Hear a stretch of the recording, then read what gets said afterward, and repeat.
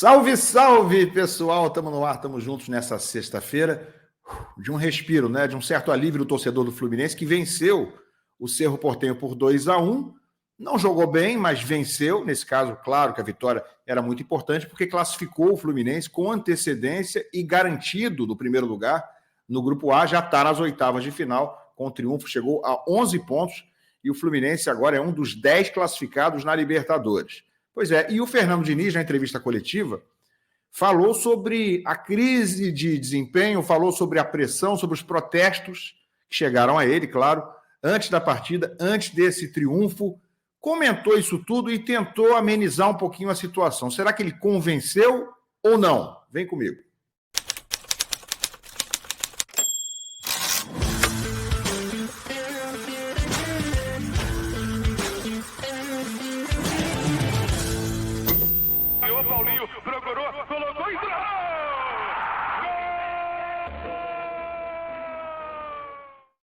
Seja muito bem-vindo aqui ao canal Ilan FC, somos 30 mil inscritos, falta você, se não está inscrito ainda é de graça, clica aí embaixo, é só se inscrever para você ser sempre notificado quando tiver conteúdo meu aqui, é 0800, assim como o like é importantíssimo, clica aí embaixo que você ajuda muito aqui o meu trabalho. Galera, o Fluminense venceu, não jogou muito bem, melhorou um pouquinho, né? Alguma evolução do meio para frente, sobretudo em intensidade, no time mais aproximado, enfim, alguma coisa melhorou, claro que melhorou, não foi uma tragédia, não foi uma das piores atuações do ano, até porque foram muitas atuações péssimas esse ano, ontem não foi realmente uma das piores, mas jogar bem mesmo, não aconteceu. Fato é que o Fluminense está classificado, é um dos 10 classificados já para a fase de oitavas de final da Libertadores. Além do Fluminense, já estão classificados Atlético Mineiro, Talheres da Argentina, São Paulo, River Plate, Nacional, The Strongest, Palmeiras, Botafogo e Júnior Barranquilla. Os brasileiros todos vão se classificar. O Grêmio ainda não está garantido, porque o Grêmio está com jogos atrasados por conta da tragédia no Rio Grande do Sul, mas os brasileiros vão se classificar e o Fluminense vai se classificar em primeiro lugar. E é bem verdade que está se classificando até com uma pontuação melhor do que no ano passado, onde conseguiu apenas 10 pontos, precisando de um empate sofridíssimo na última rodada da fase de grupos, contra o Sporting Cristal no Maracanã, 1-1, realmente não terminou bem a fase de grupos e acabou sendo campeão. Talvez essa seja até uma boa notícia, um bom presságio para quem está otimista em relação ao bi. Mas que está faltando futebol, por enquanto, está. Vamos ver o que disse o Fernando Diniz na entrevista coletiva. Quero comentar aqui e debater com vocês se ele convenceu, inclusive quando falou sobre as cobranças, né, sobre os protestos. Tanto na véspera, na verdade, um dia antes, quando os torcedores foram ao CT, quanto no dia do jogo, aqueles protestos de cartazes colados, ruas pichadas nas Laranjeiras. Vamos ver o que disse o Fernando Diniz, as explicações que ele deu. Estava tranquilinho, né? Querendo responder isso tudo, mas com uma certa tranquilidade, porque tinha ganho o jogo. Vamos então com o Diniz, vamos embora.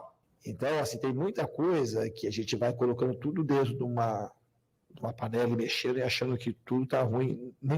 Tudo não está ruim. É um processo que a gente está vivendo para o torcedor, para o time, para a instituição, um processo de uma conquista gigante do ano passado, do vice-campeão do mundo, que a gente, para assimilar isso e depois a gente voltar, demora. E para a gente, não é que demora muito, a gente não está demorando muito. Era um processo que a gente não queria. A gente queria ganhar todos os jogos, ganhar o Campeonato Nacional, ganhar a Recopa e estar em primeiro no Brasileiro. Mas não é assim que acontece. O que eu posso garantir para o torcedor é que a gente está trabalhando incessantemente para ajustar o time o mais rápido possível. Se você olhar para um outro prisma também, além disso, a gente tem jogado com o time sempre muito mexido, com jogadores muito importantes de fora, mais a venda do Nino. Peraí, só um minutinho. Time sempre muito mexido, muitos jogadores de fora, mais a venda do Nino. Ô Diniz, o Fluminense contratou para o lugar do Nino. Você escolheu o zagueiro, que é o Antônio Carlos, que jogou ontem, inclusive. E os jogadores que estão de fora, na esmagadora maioria, são jogadores veteranos que se machucam com muita frequência, mais do que a frequência aceitável. E por que será que eles se machucam tanto? São jogadores escolhidos por você na faixa etária que você parece gostar bastante, e isso aí é o ônus dessa história. São jogadores com nome, com categoria, mas que já estão no finzinho da carreira. Claro que vão se machucar muito mais do que jogadores jovens. Não dá para se eximir disso aí e achar que é só algo que está acontecendo ao acaso. Vamos lá. Então a gente está trabalhando muito e eu acho que o time começa principalmente de uns 20 dias, um mês para cá, a jogar de uma maneira ainda com instabilidade, mas oscilando mais positivamente. Então, a gente tem um cenário, acho que positivo para frente, mas eu peço de novo para o torcedor ir para o estádio, nos apoiar. Quando tiver que criticar, está no direito, vaiar quando achar que tem que vaiar. E uma outra coisa que eu vou aproveitar, que vocês vão perguntar, o negócio da improvisação, que fica todo mundo falando, a gente não está ganhando ou perdendo por conta disso, assim, só por conta disso. Ano passado, se a gente for falar de improvisação, o Fluminense nunca vai jogar de uma maneira convencional como os outros times. Por quê? Por que o Fluminense nunca vai jogar de uma maneira convencional como os outros times? Está errado ser como todo mundo é? Precisa ser o diferente? Precisa ser o inovador? É impossível fazer algo próximo do convencional e que seja muito bom? E outra, o Fluminense não está perdendo só por causa de improvisações. Pode até ser, mas ontem tomou 2 gols por conta de improvisação. Incluindo a improvisação. Também o lance não foi apenas porque o Martinelli era o zagueiro. Mas nos 2 gols, um valeu, o outro não valeu, nos 2 gols o Martinelli falhou. E falhou porque não é zagueiro.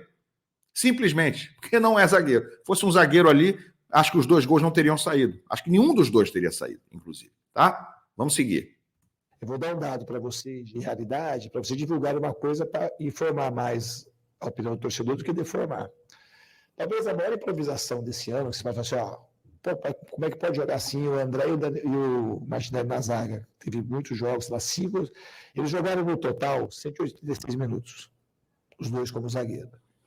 Nós tomamos um gol, que foi aquele gol contra o Botafogo, que a gente tinha feito o gol de empate, que o André errou uma bola que ele não erra quase nunca, que fez o pênalti. Aquele foi o gol que a gente tomou. Então a gente tomou um gol e fez 5 gols. Então essa zaga, quando jogou, percentualmente, é a zaga que menos tomou gol. Isso não quer dizer que eles vão ser os zagueiros do time. O ano passado, quando a gente ganhou a Libertadores, muitas vezes a gente usou desse artifício. Quando a gente estava perdendo 2-0 aqui no Fortaleza 2022, quando ele foi para a zaga, o time foi para frente, a gente empatou 2-2 e teve a classificação. Então, as mexidas, o Marquinhos jogou de lateral, em alguns momentos que a gente achava que cabia ele ali, ele fez a jogada do gol lá contra o Atlético Mineiro e fez gol jogando naquela posição. Então, tem muito mais coisa positiva que negativa quando você vai analisar de uma maneira mais criteriosa e com racionalidade. Então, isso é uma questão de informar a torcida. Então, a gente não é uma questão de improvisação. É olhar e ver, e é um risco que eu tomo para tentar deixar o time com mais chance de ganhar do que de perder. O protesto eu recebo com naturalidade. Se o torcedor assiste, para falar um pouco com o torcedor, dialogar com o torcedor mesmo. Eu adoro a torcida do Fluminense. Adoro verdadeiramente. Tenho muito prazer em estar aqui e um dos motivos principais é por conta da torcida e não é por conta das conquistas, é por conta do acolhimento que eu tive aqui desde 2019. Aquela bandeirinha branca tradicional, né? Aquela recuada estratégica. Ó, gente, vocês estão protestando, estão me encurralando agora, mas eu adoro vocês, por favor, né? Dá uma seguradinha aí, me ajuda. É por aí, mas tudo bem, faz parte, vamos embora. O torcedor ir lá protestar, não tem nenhum problema. E ele também consome muita informação, que nem esses dados que eu dei para vocês não é invenção. É no dado de realidade. Se as pessoas informam de uma maneira, o torcedor de uma maneira com mais clareza e com mais verdade, o torcedor vai ter um pouco mais de paciência quando tem que ter paciência. Ou seja, a culpa é de quem está informando. Mais uma vez, a culpa, ele está tentando dizer o seguinte, ó, vocês estão informando errado, vocês estão deformando a opinião do torcedor. Ô, Diniz, ninguém é tão idiota assim, torcedor não é idiota a esse ponto.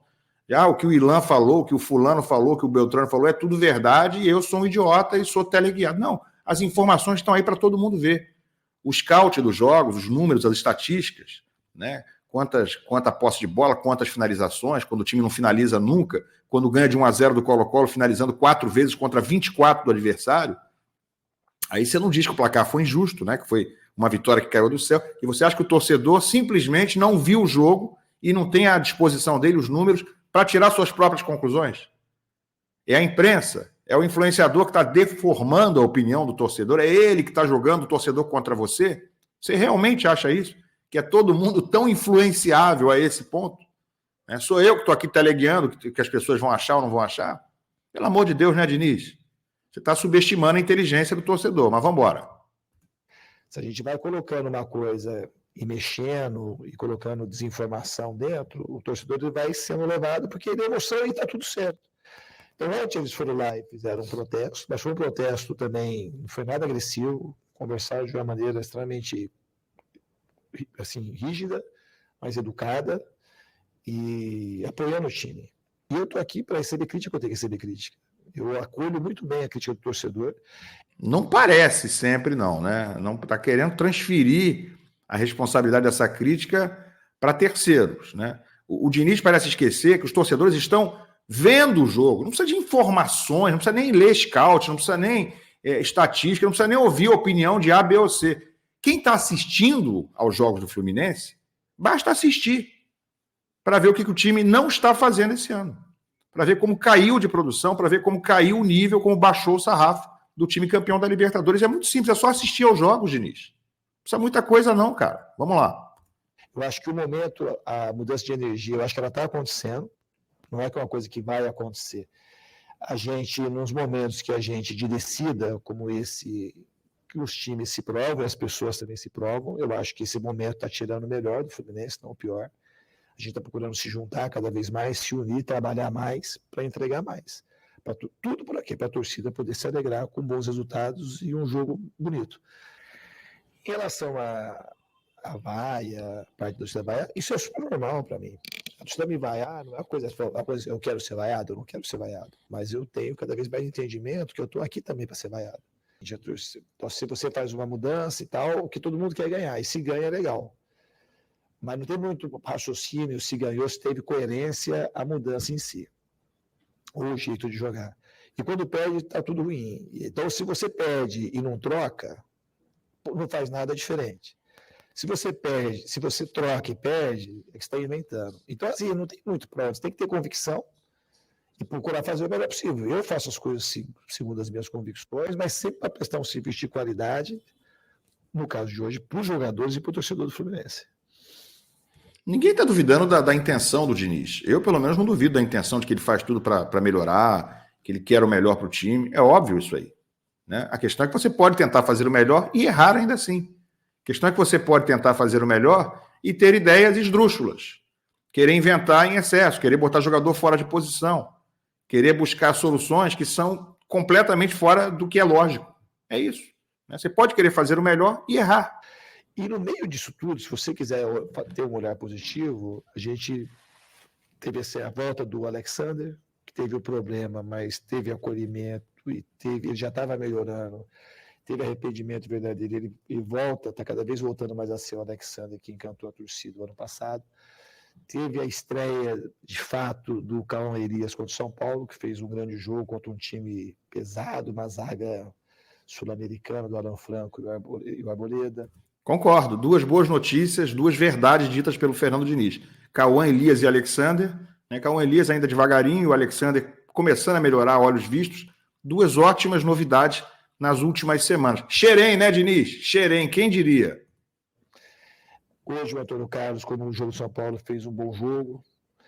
E por aí vai. Tem mais coisas boas acontecendo. Tem uma melhora significativa daquilo que o Marcelo estava entregando ano passado, que ele consegue entregar esse ano por conta da melhora dele física, de que ele está cada vez mais contente. Então o Cano está começando a melhorar agora, que ele está praticamente desde o começo da temporada sofrendo para entrar, o joelho sempre incomodando, mas parece que agora tem uma tendência das coisas melhorarem de uma maneira um pouco mais rápida. Concordo sobre Marcelo, está melhor um pouco esse ano, realmente na média ainda erra muito. Marcelo tem 36 anos, né, gente? Sofre na marcação, mas está melhor, está produzindo mais, inclusive ofensivamente. E o Cano ontem melhorou, também acho que fez um jogo melhor, mostrou estar um pouco melhor, inclusive em forma melhor, né? Fisicamente e tudo. Então tem muita coisa acontecendo em curso, tudo é trabalho. E se você olhar de uma maneira fria, se a gente tivesse numa posição, vamos supor que a gente tivesse ganho o jogo do Atlético Mineiro, que seria extremamente normal, empatar com o São Paulo, teria mais 3 pontos no Brasileiro, a gente estaria numa boa situação classificado na Libertadores, com uma boa situação na Copa do Brasil, que tem um jogo difícil aqui ainda contra o Sampaio Corrêa, e estaria classificado hoje em primeiro na Libertadores. Então não é uma coisa que está num caos. Se a gente acha que está um caos e a torcida acha que é um caos, não está um caos. Não tem só coisa ruim. Isso eu acho que é informar a torcida. Eu não estou inventando um número, inventando nada. Estou pegando as coisas que estão acontecendo, pontuando. O time oscilou, fez partidas ruins. O time pode melhorar, tem que melhorar. E provavelmente vai melhorar. Eu concordo com o Diniz, não está tudo um caos, né? E, aliás, eu nunca falei que está um caos. Mas o Fluminense caiu bastante de produção, o Fluminense está devendo em 2024, e algumas das evoluções grandes que o Diniz vê, eu não consigo ver da mesma forma, né? Ele diz em jogos que o Fluminense faz partidas péssimas, ele diz que o time não jogou mal, ele diz que o time evoluiu. Isso está difícil ver. Teve algumas atuações tétricas esse ano, mas muito, muito, muito ruins. E mesmo quando ganha, muitas vezes é ganhar sem convencer, como aconteceu ontem à noite. Então está um caos? Não, não está um caos. De fato, não está um caos, né? A gente hoje tem uma visão num sarrafo alto. O Fluminense é o atual campeão da Libertadores, é o atual campeão da Recopa Sul-Americana, ano passado foi bicampeão carioca, então já esteve em anos recentes muito pior. Mas a questão do nível de exigência da torcida, da imprensa, de uma forma geral, ter subido, é uma responsabilidade que ele tem que abraçar. O Fluminense é clube grande, ele é o treinador desse clube grande, e a exigência, o sarrafo, claro, tem que ser alto, sim. Tem que ser alto. Não estar um caos não é suficiente para a gente achar que está bom. O ideal é que esteja muito bom. Ele está dizendo que não está uma terra arrasada, não está uma tragédia. E aí dá para concordar. Mas isso é suficiente? Ou seja, estar uma coisa minimamente razoável é suficiente? Eu acho que é sobre isso. Não, não é. O torcedor do Fluminense foi campeão da Libertadores e quer saborear, quer poder, no ano seguinte, ainda ser um torcedor com ambições, que seja um clube e um time com ambição. E jogando o que está jogando, não dá para pensar assim. O Fluminense se classificou em primeiro, está garantido, né? Até com uma campanha melhor do que a do ano passado, é verdade, mas com um futebol abaixo.